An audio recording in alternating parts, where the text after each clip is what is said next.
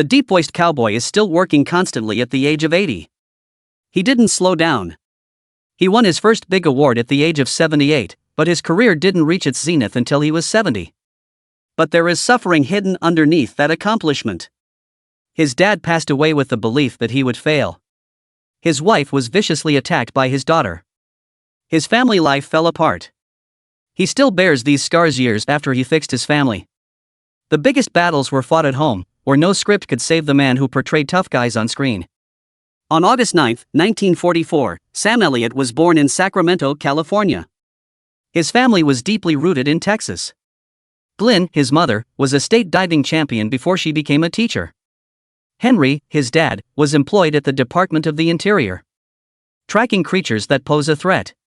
Weren't from Hollywood. They took pride in their toughness and outdoor lifestyle.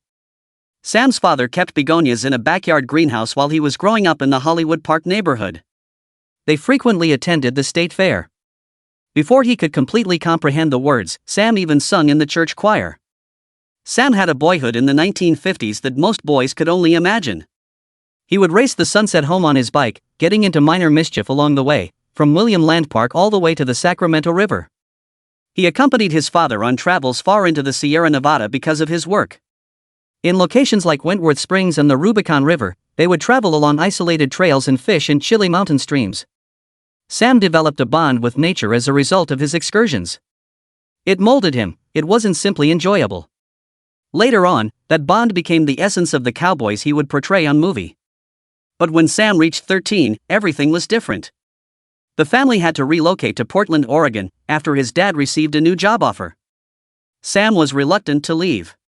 To him, Sacramento was everything. Despite his efforts to adapt to a new environment, he never lost his passion for the great outdoors. Around the age of 9, Sam's life took yet another unexpected change. He and his sister have been viewing movies on Saturday afternoons. Westerns, sci-fi, and vintage serials. He simply spoke it aloud one day. His dream was to become an actress.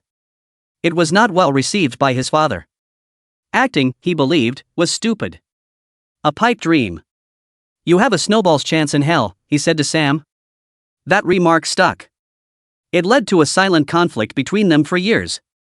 But Sam continued to act. He continued to perform in school plays. He performed Huge Jewel in Guys and Dolls at Clark College while he was in high school. He should become a professional, according to a local newspaper that praised his performance. He was enraged by that one sentence. He was going to try, even if he might not have a chance in hell. Then the catastrophe struck. Sam's father passed away from a heart attack in 1962, just after he had graduated from high school. Peace was never made between them. His father never witnessed his success. The ache persisted. Sam claimed that although discussing it kills him, it didn't break him. He was pushed by it. He left college shortly after the funeral. He didn't stray. He became more concentrated. The doubts of his father became fuel. He thought of that remark about the snowball whenever someone told him no. Sam enlisted in the California Air National Guard in 1966. He rose to the position of loadmaster, tasked with maintaining cargo balance in military aircraft. It was a demanding job. He was in service for 6 years. He was in charge of aircraft logistics during the day. He attended acting classes at night. He would come to practice even after working 12 hours. He was defined by that combination of hunger and discipline. The fact that he never witnessed war troubled him. Later on, he admitted to feeling bad. His later military performances, particularly in We Were Soldiers, gained depth from that remorse. Sam arrived in Los Angeles in 1967. He slept in his car with $100. In the first year, he was rejected 87 times. A 6 feet 2 inches man who spoke like a cowboy preacher left casting directors unsure on how to handle him. He arrived at auditions with dust remaining on his boots and earned $1.25 an hour at construction jobs. For $50, he worked as an extra in his debut movie, Way West. On set for just one day. No cues. But he struck it lucky in 1968. On a courtroom program called Judd for the Defense, director Leo Penn offered him 3 lines. 3 lines. It only required that. In order to preserve his voice, the producers rewrote the scenario. He was finally able to open doors with his baritone, which had previously held him back. It would be insured for $1 million years later. He wasn't wealthy from those early gigs. He only earned $3,800 in 1968, or about $33,000 in today's currency. However, he was establishing a reputation. Directors began to take notice of his presence, voice, and appearance. The director asked him to put on 15 pounds of muscle on the journey west. Sam thus rose at 5 in the morning each day and used the weights. He also dropped his voice by 12 hertz during his Gunsmoke audition in order to get the part. He was referred to as John Wayne's ghost and walking testosterone in casting notes from that era. He encountered opposition even at that time. His military career was previously derided by one producer as playing soldier. That almost caused him to give up, but it also strengthened his resolve. Because it was more than simply acting to him, he vowed to always give it his all when playing a soldier or cowboy. Unbelievably, Sam Elliott and Catherine Ross, his future wife, acted in the same film without ever getting together. Elliott portrayed an unnamed card player in the first scene of Butch Cassidy and the Sundance Kid back in 1969.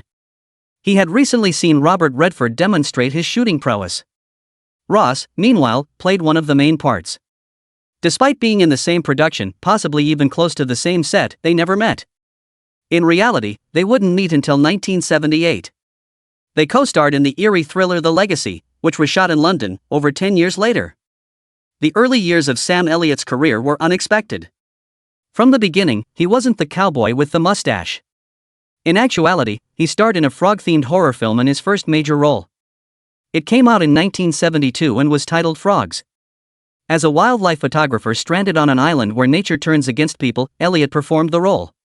The movie debuted in Florida on March 23 and made $458,392 in its first 17 days at just 38 cinemas. Not bad for an eco-horror on a shoestring. The criticism was harsh. Elliott stood out despite Metacritic's rating of 51% and Rotten Tomatoes' 26%. Elliott's composed, grounded portrayal was commended in one review, which even made fun of the fact that the frogs didn't carry out any of the murdering. The film, oddly enough, never disappeared. It appeared as recently as 2022 on NTV's Svenguli. It was a rather good beginning for a film about murderous nature, but Elliott didn't become well known right away.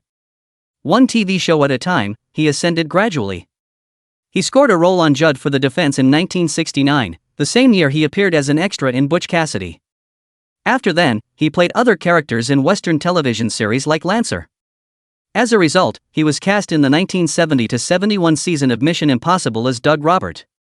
He appeared on Gunsmoke in 1972 and appeared in beer advertisements for Falstaff as a cowboy. He gradually gained recognition as someone who belonged on film rather than as a celebrity. I Will Fight No More Forever, a historical drama about the Nez Perce tribe, had his major television debut in 1975. The following year, he landed a leading role opposite Amy Irving and Melanie Griffith in Once an Eagle because to his performance. His visage began to take shape piece by piece. The acting wasn't the only thing. Elliott stood out due to his appearance. Lean and tall, with a visage suited to the untamed frontier. He already had the appearance of a traditional cowboy, standing 6 feet 2 inches tall and slender yet powerful. Casting directors noticed. People knew he looked the part even before his bushy mustache became his signature. His deep, steady, and seductive voice was yet another covert weapon. It gave a sense of importance to even his simplest responsibilities. By the mid-1970s, Elliott had expanded outside his acting career. He represented the old American West and was a type. In 1976, Lifeguard followed. It was in this position that audiences first became aware of him. He portrayed 32-year-old beach lifeguard Rick Carlson, who refused to give up his easy life for a more demanding one. Despite only costing $900,000 to produce, the movie brought in $5.4 million at the box office. It was a significant victory. Elliott's real-life experience added a personal touch to the performance. Both he and his parents had served as lifeguards. His performance gained more authenticity as a result. In the year that Paramount postponed the movie's release, Elliott rejected every TV opportunity in anticipation of Lifeguard, which would introduce him to the film industry. The film was more complex than the beach party movie critics had anticipated. Later in Roadhouse and The Big Lebowski, he reverted to his serene, reflective persona. Around this same period, Catherine Ross returned to his life due to fate. They were romantic leads in The Legacy. Sparks on television become romance in real life. When they first met, Elliott was 34 years old and single, and Ross was still married. He once made a joke about how she was pursuing the movie's cinematographer and he was just his shadow on the wall on the Butch Cassidy set. However, things had changed. Ross and her spouse got divorced in 1979 after The Legacy wrap. She married Elliott 5 years later, and the two produced a daughter named Cleo Rose. This marriage lasted, in contrast to her 4 other marriages, all of which terminated within 5 years.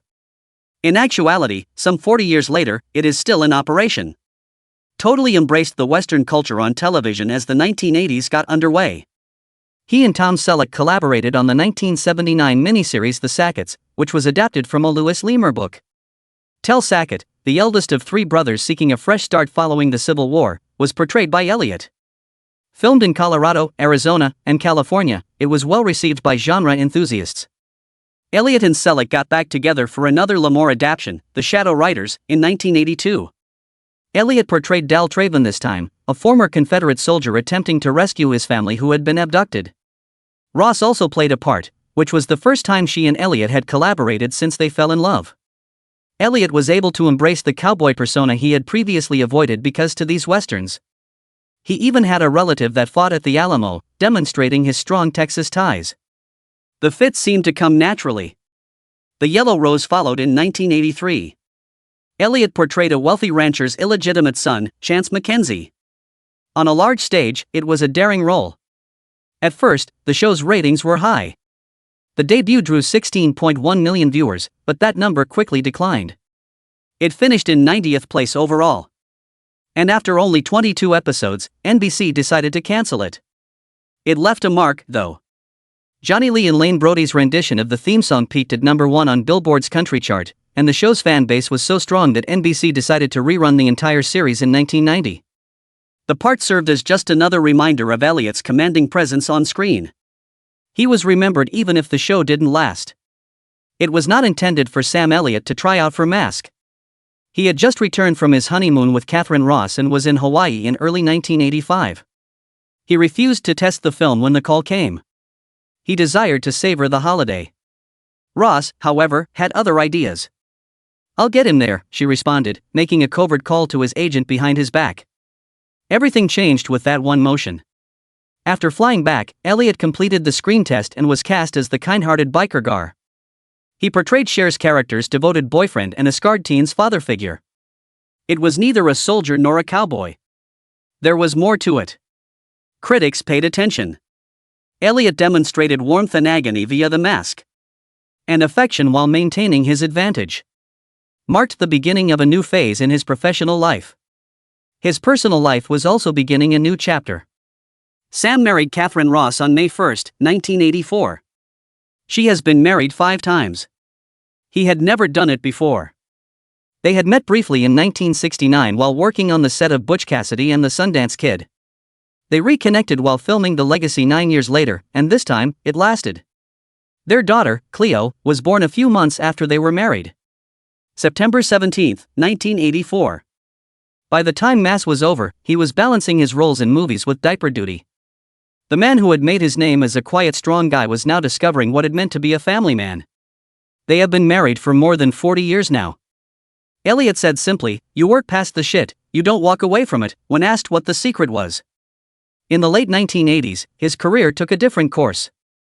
Elliott went into action roles between 1987 and 1989.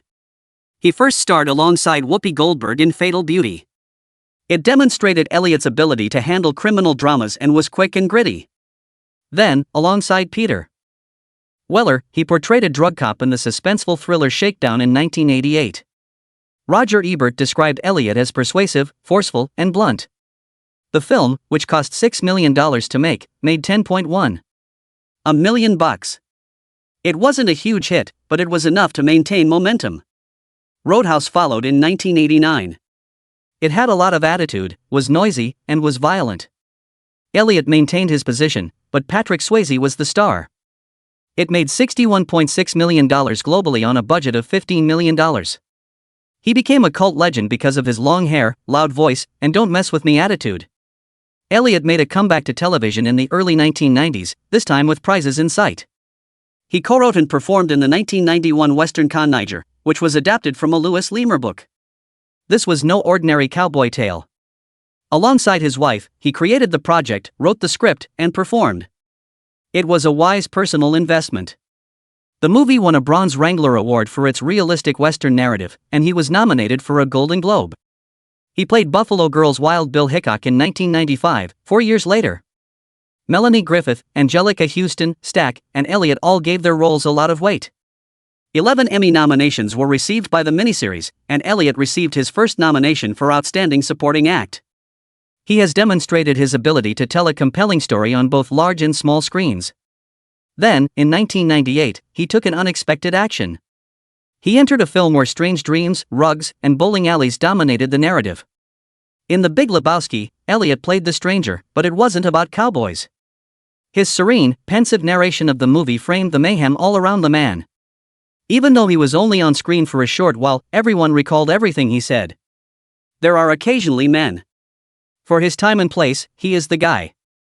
It was an iconic line. The Coen brothers were fully aware of their actions. They provided a mythological advantage to Elliott. A combination of ghost, bartender, and angel. Younger audiences who had never seen Conaher or Tombstone suddenly recognized him. In the 2000s, his voice turned become his most powerful tool. Elliott began narrating efforts that would reach millions of people. His work was profound and distinctly American. He was cast as Smokey Bear's voice in 2008, which made sense given that their birthdays coincide. August 9, 1944. Additionally, he replaced Robert Mitchum in the well-known Beef, It's What's for Dinner advertisements. He was thereafter hired by Coors. Next up are Ram trucks. His voice was more than a character now. It turned become the brand. Don't back down. Even children knew him from animated films like Barnyard, where he sang and played Ben the Cow. He was remembered without having to be seen. He wasn't finished writing Into the Sunset, either. With the high-low country, he made a comeback to the Western genre in 1998. He portrayed Jim Ed Love, a strong rancher who represented the demise of small-town cowboy culture. He was a part of a world that was evolving, not a bad person. Then, he became full hero once more in 1999. The true story of renowned lawman Bill Tillman was told in You Know My Name. Starred in it and produced it. With more weight, more soul, and more command than ever before, he had returned full circle to dusty highways and moral battles. Elliott left the West behind, at least temporarily, in 2000. He co-starred with George Clooney in the live black and white television drama Fail Safe, which was set in the midst of the Cold War, on April 9. It was a big occasion, with Harvey Keitel and Walter Cronkite introducing the show. Elliott portrayed Raskob, a member of Congress.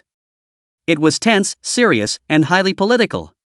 He appeared in the film The Contender, which followed America's first female vice presidential candidate, that same year. Backroom transactions abound, and it was incisive and intense. The story gained roughness and reality via Elliott's supporting role. Two politically distinct tales. One strong message.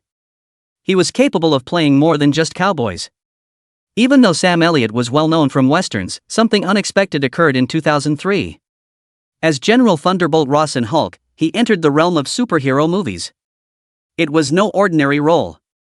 He stared down Bruce Banner with icy, controlled rage, a 4-star general torn between duty and family. The script was not even read by Sam. Because he wanted to collaborate with Ang Lee, he said yes. He had so much faith in the project. His gravelly, husky voice was a perfect fit for the role. In one of the scenes, he says to Bruce, "I'm the one who had your father thrown out, and I'll do the same to you." It was more than just conversation in that line. It served as a warning. In 2007, 4 years later, he made a comeback to the comic book industry. He portrayed the Caretaker, a shadowy cowboy figure who led Nicolas Cage's character in Ghost Rider. Elliott provided strength, serenity, and that voice once more. He was now riding through burning hellscapes, and audiences who had only seen him in dusty westerns adored it. Then 2009 arrived. Up in the Air included a brief appearance by Elliott. Starring George Clooney. Played Maynard Finch, a pilot. Even though it was just one scene, it was featured in a $166.8 million box office hit and received 6 Oscar nominations. However, Elliott made a mistake that year. Have you been informed about the Morgans? Hugh Grant, Sarah Jessica Parker, and Sam Elliott as a supportive cowboy husband seemed great on paper. But it couldn't have come at a worse time. Avatar and it both debuted on the same weekend. It struggled to make $85.2 million globally, making only $6.6 million in its first weekend. The production cost of the movie was $58 million. It was disregarded by American audiences. The majority of the funding came from outside the United States, as only $29.5 million came from there. It was an obvious failure. Elliott was 71 years old in 2015. He put on two outstanding performances, though, rather than slowing down. I'll See You in My Dreams was the first. He portrayed a widower named Bill who restores Blythe Danner's character's youth. It was soft, silent, and incredibly human. The character's attitude toward aging was summed up in the boat's name, So What? Elliott revealed a hitherto undiscovered aspect of himself to viewers. Vulnerable and romantic. And optimistic. Elliott provided a dinosaur voice later that year. He portrayed Butch, a T-Rex with a cowboy swagger, in Pixar's The Good Dinosaur. Although they didn't know him from Roadhouse or Tombstone, the kids recognized that voice. Elliott claimed in interviews that the film made him think of the classic westerns. He discussed how the setting is just as significant as the characters. The role felt right because of that. He managed to make the untamed frontier come to life even in animation. Then came 2017, a part that seemed to have been written specifically for him, and it was. The protagonist narrated the tale of Lee Hayden, a former well-known Western star who currently provides voiceovers for barbecue sauce. He is attempting to make changes to his life before it is too late, as he is dying of cancer. The director, Brett Haley, claimed to have written the movie for Elliott. It felt personal in every way. Like many thought Sam would be, Lee was enmeshed in the shadow of his former glory. However, Elliott was eager to point out that Lee was a man who had destroyed his own life. Sam wasn't there. It took Sam Elliott a long time to get his chance. He was ultimately nominated for his first Oscar in 2018, at the age of 74. It originated from his performance as Bradley Cooper's character's manager and elder brother, Bobby Maine, in the film A Star is Born. He spoke in a calm, deep voice.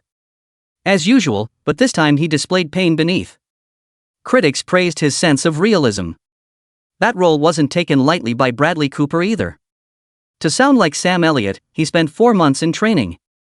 He took their bond's plausibility very seriously. It was successful. Every scene they shared, particularly the one in which they fought, carried weight. The fight wasn't the only thing at stake. It was about mistakes, remorse, and years of silence. Crashing simultaneously. The movie will never be forgotten because of those few, silent moments.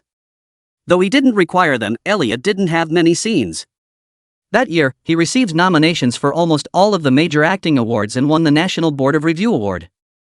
At the age of 77, 3 years later, he resumed the role that people had always thought of him in.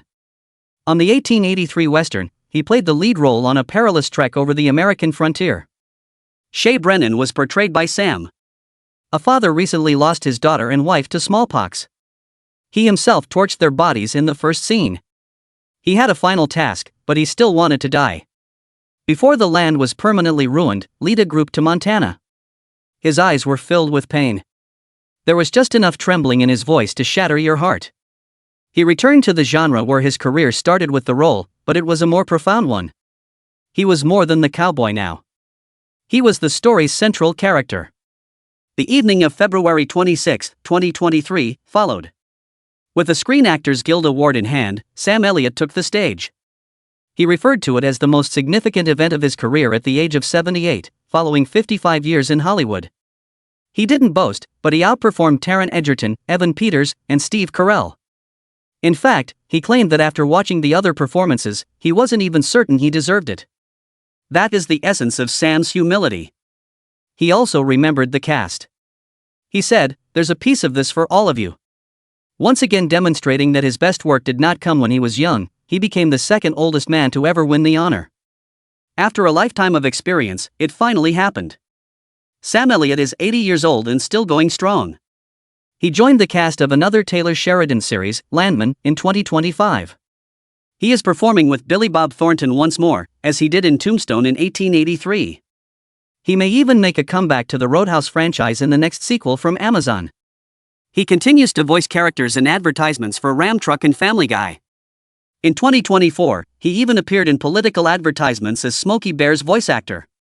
One line caught my attention. "Voting for a woman is time to act like a man." He is still as relevant as that. Sharp, gravely voiced, and constantly involved in the game.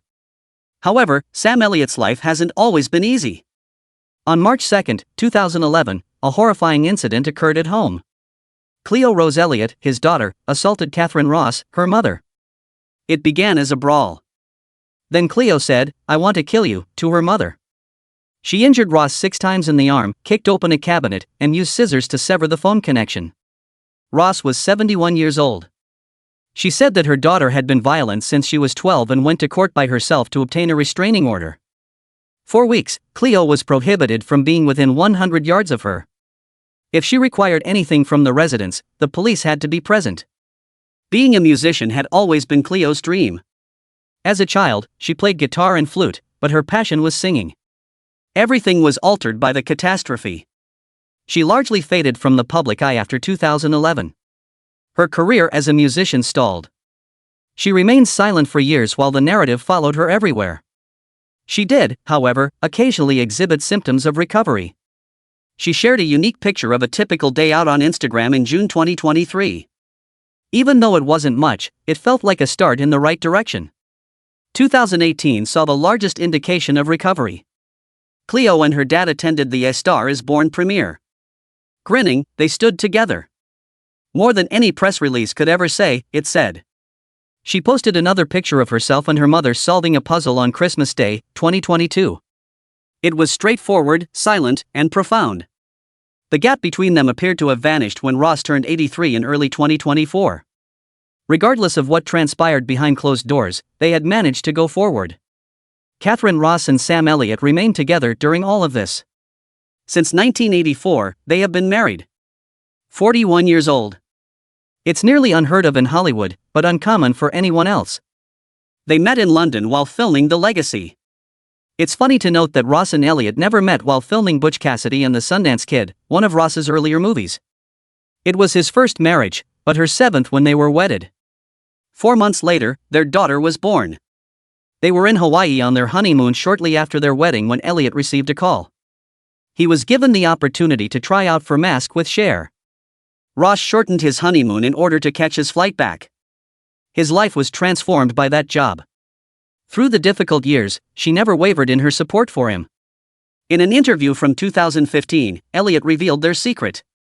"You get over the bad. You don't just ignore it.